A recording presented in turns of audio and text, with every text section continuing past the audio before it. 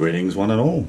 Welcome back to my kitchen here today, where I'm going to be doing another oyster dish.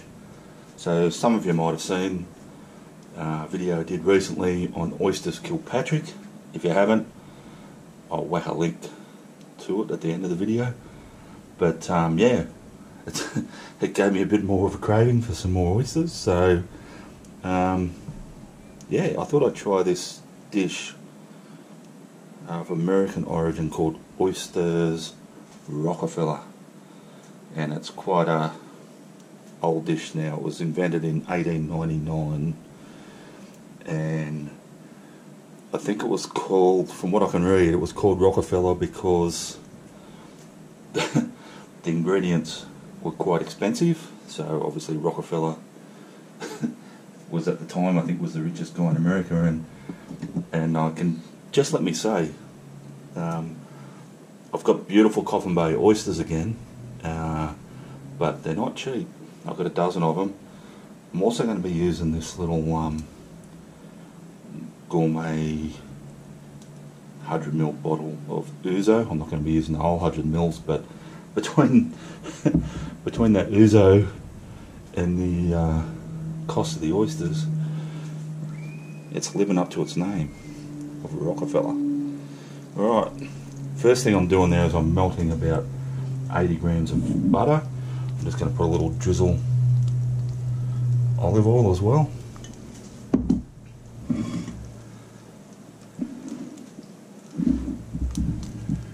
And to that I've got some spring onions or scallion, sort of mostly the white bits and the harder green bits, just sort of finely chopped, and I've got a couple of cloves of garlic minced, and I just want to melt that into the butter, so you can see already where the idea of richness comes from.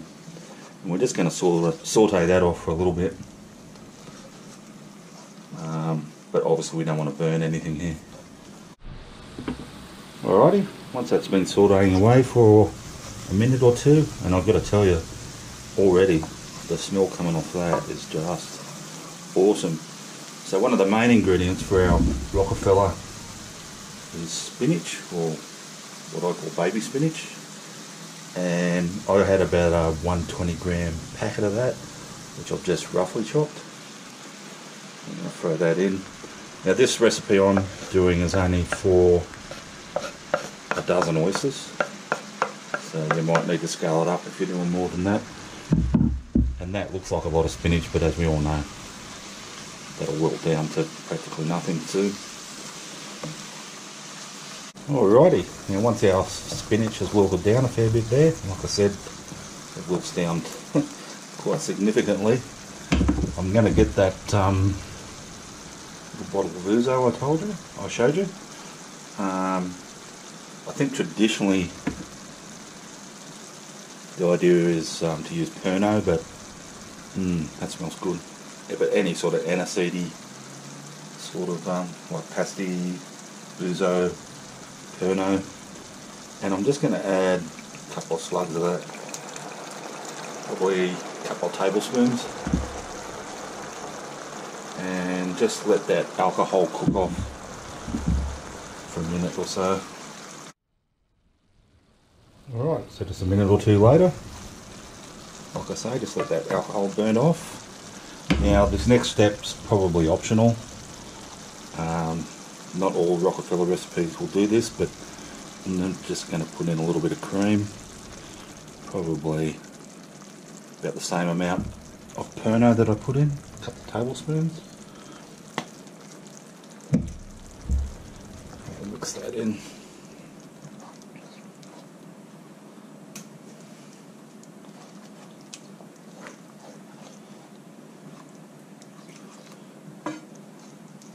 And we'll just cook that for a little while until it reduces down a little bit more. Alrighty, now once that cream has reduced down a fair bit, it's starting to get really quite thick there. As you can see, it's sort of all coming away from the bottom. The last thing I want to add is I've got here about a cup of panko breadcrumbs. Now, I'm probably not going to use all these right now. I'm just going to put in maybe half to start with. We'll mix them in.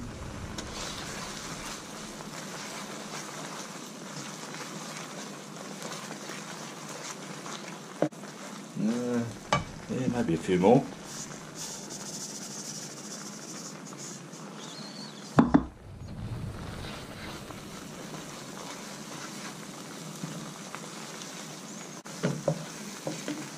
Once it gets to a consistency sort of like that, I'm going to take it off the heat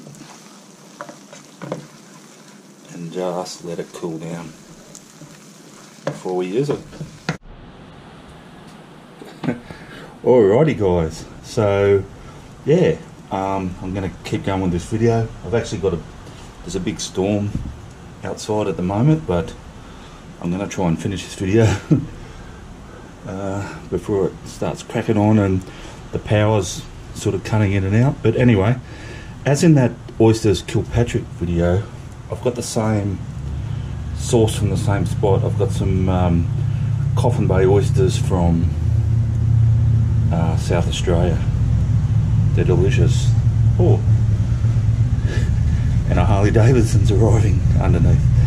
So they were shucked in front of me this morning. They're just absolutely delicious oysters. As I said, alluded to earlier, a little bit expensive, but I don't care. They're beautiful. But because they were shucked in front of me, I don't know if you can see it in this video, but the juice is still in there, and that's absolutely what you want when you're making a recipe like this. So I've got them sitting in a salt bed so that they'll sort of stay flat. So yeah, my mixture here, spinach mixture, has cooled down a little bit. So all I'll do is I've got a teaspoon here, and I'll grab my oyster, and I'm just going to sit that on top and just sort of mold it into that oyster. I don't want to push it all the way down because I don't want that juice to spill out. So that's the effect I'm looking for. And we'll get that back on the even bed, and I'll get on and do all those.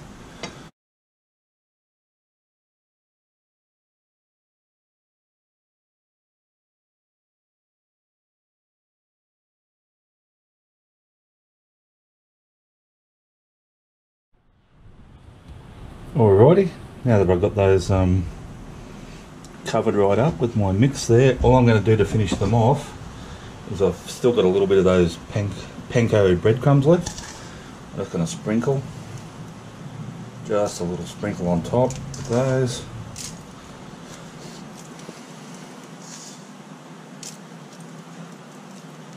Like so. And I've also got some grated Parmesan and pecorino cheese, and same thing, just a little sprinkle on top, not totally covering them, just a little bit.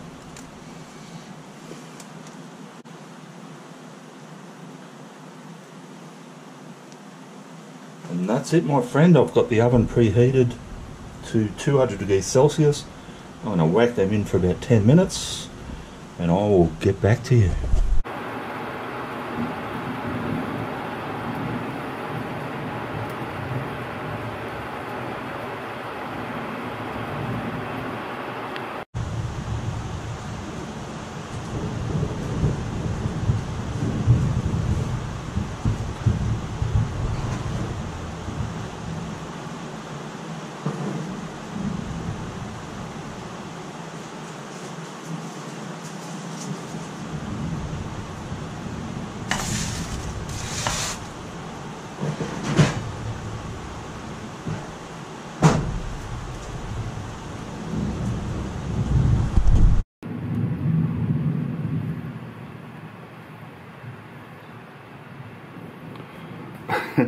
Alrighty, I'm moving along quite quick here.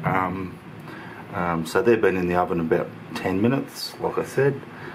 Yeah, I'm about to, there's a bit of a raging storm going on. I think I'm about to lose power. But let's try some of these Oysters Rockefellers. I've just got a bit of lemon wedge here. And I'm just gonna squeeze a little bit of juice onto one of my oysters. They look and smell fantastic, I have to say.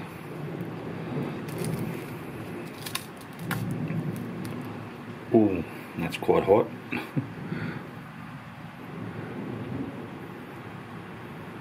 So yeah, you can't really see the oyster because it's covered with that coating, but I'm going to get it out.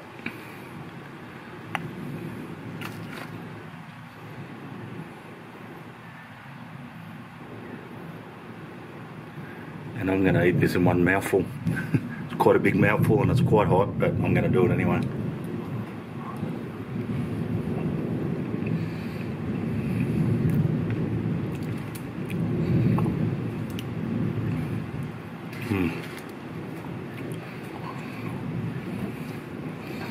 Yum, yum, yum, yum, yum, yum. Alrighty guys, so thanks for watching as always.